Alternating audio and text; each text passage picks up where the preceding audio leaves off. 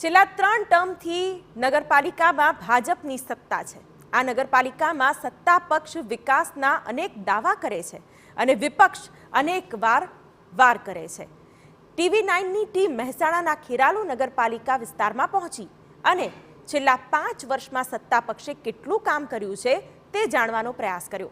આપને જણાવી દઈએ કે ખેરાલુ નગરપાલિકામાં હાલ કુલ 19,154 મતદારો છે અને 6 વોર્ડમાં કુલ 24 બેઠકો છે, જેમાં 15 બેઠક ભાજપની છે, 1 એનસીપી જ્યારે 7 અપક્ષની બેઠક છે। સૌથી પહેલા એ જાણીએ કે સ્થાનિક નેતાઓ વિકાસના કેટલા દાવા કરે છે અને વિપક્ષના શું આક્ષેપ છે। ની અંદર રોડ, રસ્તા, ગટર અને પાણીની સુવિધા માટે અને સ્વચ્છતા જળવાય એ માટે ચીફ ઓફિસર દ્વારા અને વહીવટદાર દ્વારા પ્રયત્ન કર્યો છે અને આગામી સમયમાં આ જ સરકાર વિશેષ કામ કરી ત્યાં આગળ ટાઉન હોલ કરવા માગે છે।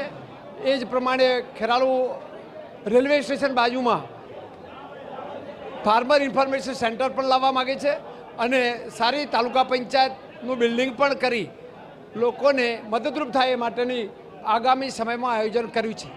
મેઇન તો છેલ્લા 5 વર્ષમાં થયેલા ભ્રષ્ટાચાર મુદ્દે અમે પ્રજા વચ્ચે જઈશું।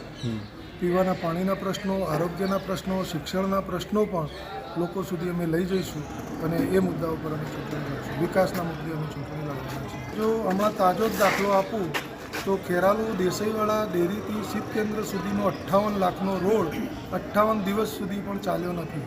એ રોડની સ્થિતિ આજે બધી કોકરી વખૂટી ગઈ।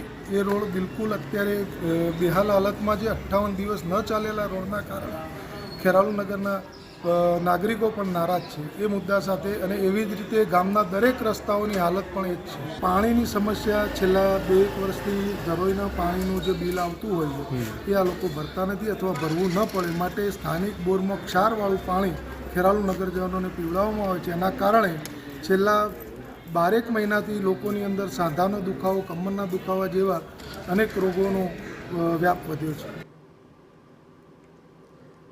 ખેરાલુ નગરના લોકો સત્તા પક્ષથી કેટલા સંતુષ્ટ છે, કેટલા કામ હજુ પણ અધૂરા રહ્યા છે તે પણ જાણીએ। ખેરાલુ નગરપાલિકાની ચૂંટણી ત્યારે ખેરાલુ નગરપાલિકા વિસ્તારમાં કેવી સમસ્યા છે, લોકોની શું માગણી છે, લોકો શું ઈચ્છી રહ્યા છે અને ખેરાલુમાં શું કામો થવા જોઈએ, વાત કરીશું ખેરાલુના જ નાગરિકો સાથે।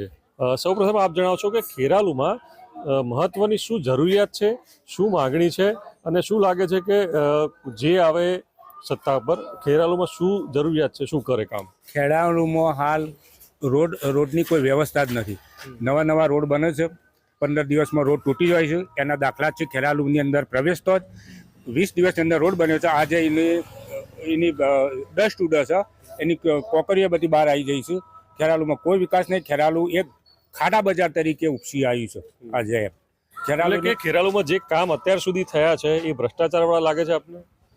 ખેરાલુમાં અત્યાર સુધીનો જે કામ થયા છે ભ્રષ્ટાચાર જ લાગે છે, કારણ કે 20 દિવસના રોડ તૂટી જાય તો ભ્રષ્ટાચાર નહીં તો શું છે એમ? એ તો તમને દેખાતું, દરેક પબ્લિકને દેખાય। અને પબ્લિક એટલી ત્રાહિમામ થઈ ગઈ છે। ખેરાલુનું પાણીનું કોઈ ટકાવારી નથી, ખેરાલુ પાણીની કોઈ રેગ્યુલરતા નહીં કે ક્યારે પાણી આવે ને શું આવે, કોઈ ખેરાલુમાં કોઈ રણિત ગણી છે નહીં। ટૂંકમાં વિકાસ એકદમ કહેવાય ને ગોડો થયો જેવો ગોડો ખેરાલુની અંદર થઈ ગયો। વિકાસ ગાંડો થયો છે એટલે રોડ અને પાણીની મુખ્ય સમસ્યા। હા, રોડ ને પાણીની મુખ્ય સમસ્યા હોય। આપના મત મુજબ શું ઈચ્છો છો એક નાગરિક તરીકે ખેરાલુના કે નગરપાલિકામાં જે કોઈ સત્તા પર આવે શું કરે તો ગમશે? નગરપાલિકામાં કોઈ પણ વ્યક્તિ સત્તા ઉપર આવે એ પહેલા તો ખેરાલુની જીવાદોરી એક સમાન રૂપેણ નદી હતી। એ રૂપેણ નદી અત્યારે કાદવના અને ઢગ થઈ ગયેલી છે। એટલે રૂપેણ નદીની પહેલા તો સ્વચ્છતા કરાવે।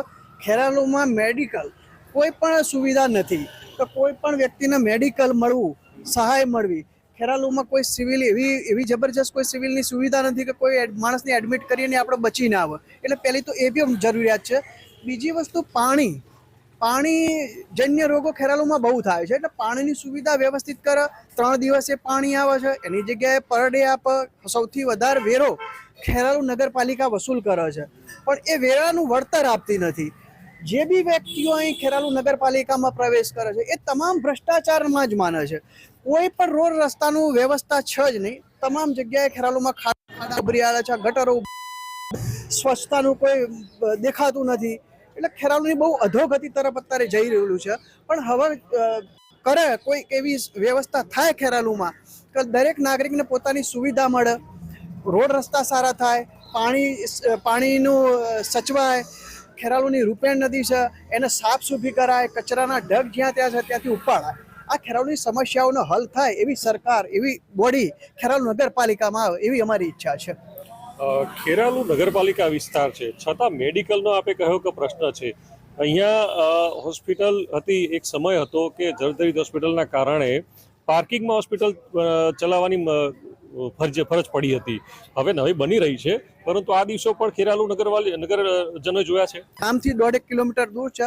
કોઈ પણ ગરીબ વ્યક્તિને હોસ્પિટલ પહોંચવા માટે 50 રૂપિયાનો ખર્ચ થાય. હવે ગરીબ વ્યક્તિ જો 50 રૂપિયા ખર્ચીને હોસ્પિટલમાં જાય ત્યાંથી રિફર કરવામાં આવે કે અહીં આગળ એવી કોઈ સુવિધા નથી તમને અમે સાજા કરી શકીએ, એટલે વડનગર મોકલવામાં આવે, એટલે ડબલ ભાડા થાય. એટલે ખેરાલુમાં પહેલેથી જ આ તકલીફ છે કે હોસ્પિટલ તો સુવિધા કંઈ છે જ નહીં, એના પ્રત્યે ઝીરો છે. ખેરાલુમાં નવીન હોસ્પિટલનું કામકાજ થાય, લોકોને સુવિધા મળે